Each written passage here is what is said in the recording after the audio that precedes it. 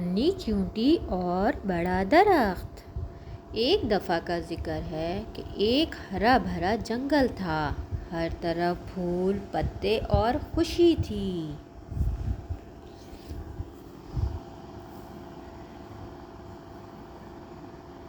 اس جنگل میں ایک ننھی سی چیونٹی رہتی تھی، اس کا نام چینو تھا۔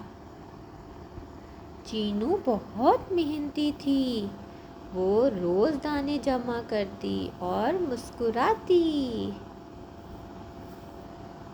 ایک دن آسمان پر کالے بادل آئے اور بارش زور زور سے ہونے لگی۔ چینو کا گھر بھیگنے لگا، چینو ڈر گئی۔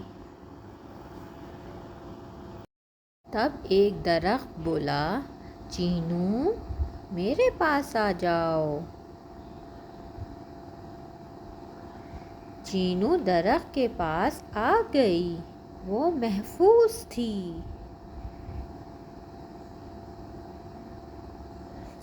بارش رک گئی۔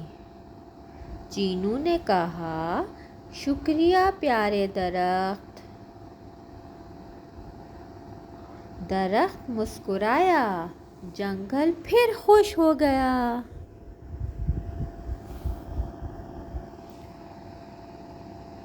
اس کہانی سے ہمیں یہ سبق ملتا ہے کہ قدرت ہماری دوست ہے۔